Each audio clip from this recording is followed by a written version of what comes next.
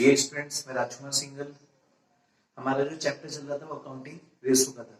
उसमें मैंने आपको एक फॉर्मूला पढ़ाया था इन्वेंट्री टर्नओवर रेशो। उसका मैंने आपको फॉर्मूला भी बताया था कि इन्वेंट्री टर्नओवर रेशो का फॉर्मूला क्या होता है। उस पर बेसिक सवाल कर रहा था। तो आज हम एक और एग्जांपल लेंगे इन्वेंट्री टर्नओवर रेशो का। तो यहाँ पर हमारे पास एग्जांपल है कि हमें कैलकुलेट करना है इन्वेंट्री टर्नओवर रेशो। तो यहाँ पर हमारे पास एक तो दे रखी क्रेडिट सेल कितने लाख की है, 2,70,000 की। कैश सेल कितनी है, 1.5 लाख। रिटर्न इन वर्ड का मतलब यहाँ पर किससे होता है, रिटर्न इन वर्ड का मतलब यहाँ पर सेल्स रिटर्न से होता है। हमने पढ़ा था 11th क्लास में कि जो हम किसी कस्टमर को माल बेचें, अगर वो कस्टमर हमें माल वापस देता है तो उसको क्या बोलते हैं, सेल्स रिटर्न। उसके बाद हमारे पास ओपनिंग इन्वेंट्री दे रखी है, क्लोजिंग इन्वेंट्री दे रखी है। अब सवाल में सबसे अच्छी चीज क्या है कि यहाँ पर आपको ग्रॉस प्रॉफिट रेशो दे रखा है, मतलब ग्रॉस प्रॉफिट कितना है, 25%। अब जब सवाल में कुछ नहीं कहता कि 25% किसका है, तो हम ये मान के चलेंगे कि जो 25% है वो ऑन किसका मानेंगे, सेल का। क्यों? क्योंकि सवाल में कुछ नहीं कह रहा कि ग्रॉस प्रॉफिट किस पर है। तो जब कुछ नहीं कहता है तो हम ये मान के चलते हैं कि जो ग्रॉस प्रॉफिट है वो ऑलवेज किस पर बेस होगा, सेल पर बेस होगा, जब तक सवाल में कुछ नहीं कहता है। तो हम ये मान रहे हैं कि हमारे पास जो ग्रॉस प्रॉफिट है वो 25% ऑन किसका है, सेल। तो अब हमें क्या निकालना है, इन्वेंट्री टर्नओवर रेशो निकालना है। तो यहाँ पर हम कैलकुलेशन करेंगे, हमें क्या निकालनी है,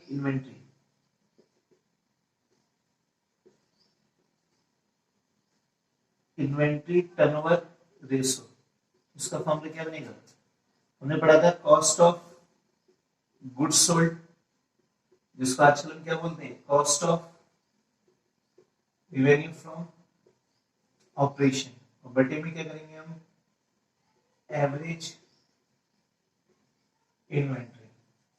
हमने फॉर्मूला क्या लिखा, कॉस्ट ऑफ गुड्स सोल्ड। तो कॉस्ट ऑफ गुड्स सोल्ड का दूसरा नाम क्या था, cost of revenue from operation. बटे में क्या लिखेंगे हम, एवरेज इन्वेंट्री। तो सबसे पहले हम यहाँ पर कैलकुलेट कर रहे हैं एवरेज इन्वेंट्री। मैं आपको बताया था एवरेज इन्वेंट्री कैसे निकालते हैं कि हमारे पास ओपनिंग भी दे रखी है और क्लोजिंग भी, और जब ओपनिंग और क्लोजिंग दे रखी है तो दोनों को जोड़ के डिवाइड बाय 2 करेंगे तो कौन सी इन्वेंट्री आएगी, एवरेज इन्वेंट्री। तो उसका फॉर्मूला क्या बनना है, opening inventory plus closing inventory divide by 2।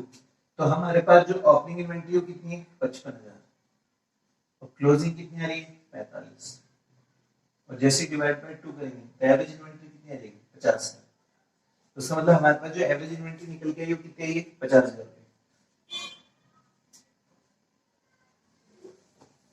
अब हम यहाँ पर किसकी बात करेंगे, कॉस्ट ऑफ गुड्स सोल्ड की। यहाँ पर हम निकाल रहे हैं कॉस्ट ऑफ गुड्स सोल्ड या रेवेन्यू फ्रॉम ऑपरेशन। बात है कि मैंने आपको इसके दो तरह के फॉर्मूले बताए थे। एक फॉर्मूला बताया था कि जब हमारे पास ओपनिंग इन्वेंटरी दे रखी है उसमें प्लस करेंगे नेट परचेज प्लस करेंगे डायरेक्ट एक्सपेंस, लेकिन यहाँ पर नेट परचेज की इंफॉर्मेशन नहीं है।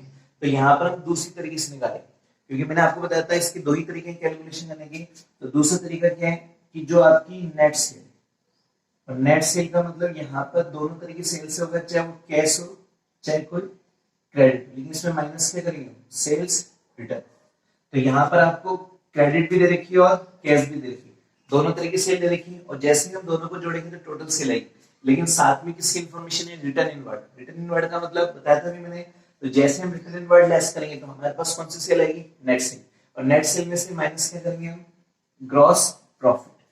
तो हम यहाँ पर क्या लिखेंगे फॉर्मूला कि नेट सेल, जिसे हमने बात की थी यहाँ पे, इसको क्या बोलते हैं, net revenue from operation minus gross profit.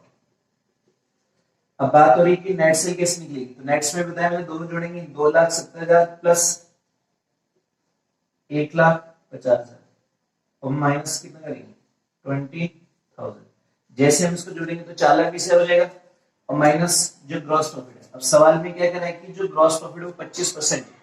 अब मैंने आपको बताया था कुछ नहीं कहता तो हम ये मानते हैं कि किस पर निकालेंगे, सेल पर। तो यहाँ पर हम ये मानेंगे कि 25% ऑफ कितने की, 4 लाख की। क्यों? क्योंकि हमारी जो नेट सेल आ रही है कितने लाख की, 4 लाख। वैसे सेल तो हो रही 4 लाख की, लेकिन 20,000 किसके हो रहे, रिटर्न के हो रहे। तो नेट सेल होगी 4 लाख। तो जो ग्रॉस प्रॉफिट है 25% ऑफ किसका है, 4 लाख है। तो 25% मतलब 1 लाख हो गया। तो उसका मतलब हमारे पास कॉस्ट ऑफ गुड्स सोल्ड कितने लाख की आ रही है? 3 लाख की आ रही है। जैसे cost of goods sold 3 lakh की आएगी तो हमारा फॉर्मूला क्या बनता है कि cost of goods sold 3 lakh और एवरेज इन्वेंटरी कितनी थी 50,000। जैसे हम भाग ले लेंगे तो क्या जाएगा हमारे पास 6 टाइम्स। तो इस तरह हम क्या करेंगे इन्वेंटरी टर्नओवर रेशियो की कैलकुलेशन करेंगे। तो मैंने आपको बताया था कि टर्नओवर की कैलकुलेशन हमेशा किसमें करते हैं टाइम्स में। इसी तरह हम एक और सवाल और करेंगे। तो हमारे पास ओपनिंग इन्वेंटरी कितनी है 29,000 है, क्लोजिंग इन्वेंटरी कितनी है 31,000, रेवेन्यू फ्रॉम ऑपरेशन 3,20,000 और साथ में ग्रॉस प्रॉफिट दे रखा है। अब यहाँ पर इंफॉर्मेशन है साफ साफ की ग्रॉस प्रॉफिट 25% ऑफ सेल का जिसे हम क्या बोलते हैं आरएफओ। मैंने आपको पहले वाले सवाल में बताया था जब सवाल में कोई इंफॉर्मेशन नहीं देता है तो हम सेल पे निकालते हैं, लेकिन यहाँ पर आपको स्पेशली मेंशन है सवाल में कि ग्रॉस प्रॉफिट किस पर निकालना है और आपको क्या निकालना है इन्वेंटरी टर्नओवर रेशियो। अब एग्जाम में करना कैसे होता है तो सबसे पहले हम इसका फॉर्मूला लिखेंगे, फिर हम देखेंगे कि हमारे को कौन कौन सी इंफॉर्मेशन दे रखी है उस इंफॉर्मेशन की बेस पर हम कैलकुलेशन करेंगे। तो सबसे पहले हम फॉर्मूला लिख रहे हैं इन्वेंटरी टर्नओवर रेशियो। तो फॉर्मूला क्या लिखेंगे हम cost of revenue from operation बटे एवरेज इन्वेंटरी। हमने क्या लिखा cost of revenue from operation बटे एवरेज इन्वेंटरी। एवरेज इन्वेंटरी निकाल सकते हैं क्योंकि ओपनिंग और क्लोजिंग दे रखी है। तो सबसे पहले हम क्या निकालें यहाँ पर एवरेज इन्वेंटरी। मैंने अभी आपको फॉर्मूला बताया था कि यहाँ पर हम ओपनिंग प्लस क्या करेंगे क्लोजिंग तो डिवाइड बाय कितना करेंगे 2। तो ओपनिंग कितनी है 29,000, क्लोजिंग कितनी आ रही है 31,000। जैसे डिवाइड बाय 2 करेंगे तो हमारे पास कितनी आ जाएगी 30,000। तो इसका मतलब हमारे पास जो एवरेज इन्वेंटरी निकल के आ रही है कितनी आ रही है 30,000 आ रही है। उसी तरह अब हम किसकी बात करेंगे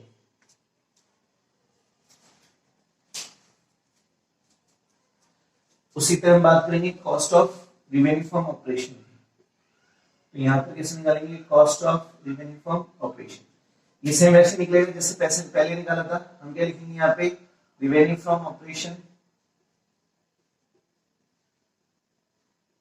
जिसे हम क्या बोलते हैं सेल। इसमें माइनस क्या करेंगे हम ग्रॉस प्रॉफिट।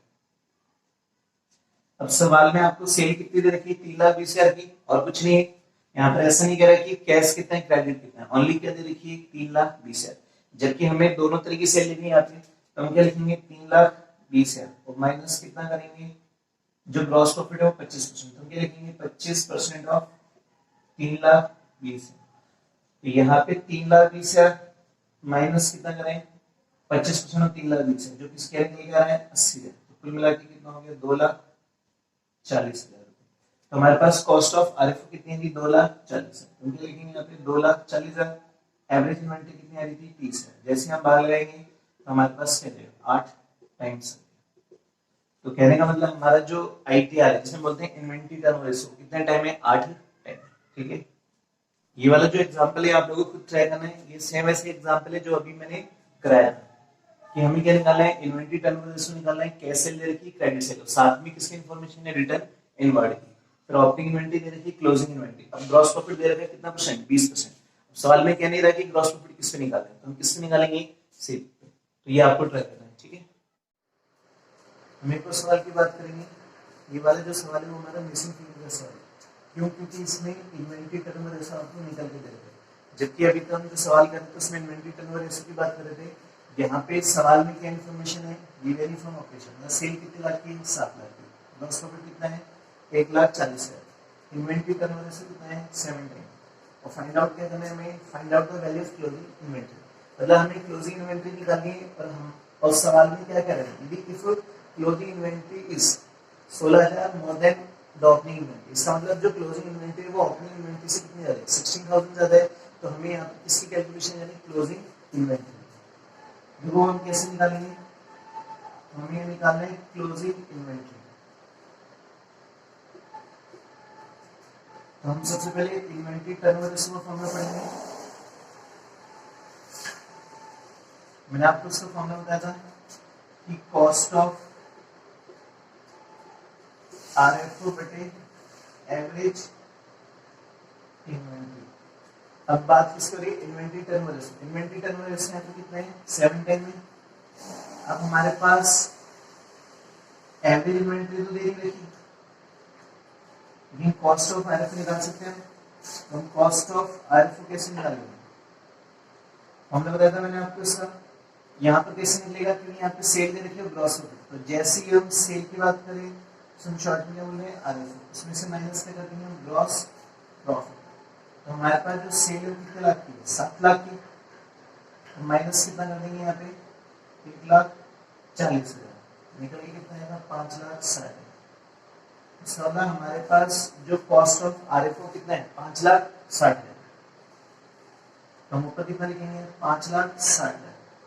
तो हम क्या कर सकते हैं, क्रॉस मल्टीप्लाई कर सकते हैं। तो क्रॉस मल्टीप्लाई करके क्या निकालेंगे कि जो एवरेज इन्वेंट्री है वो बराबर कैसे होगी, 5,60,000 में किसका वाला जाएगा, 7 का। तो इसका मतलब हमारे पास जो एवरेज इन्वेंट्री वो कितनी आ जाएगी, 80,000।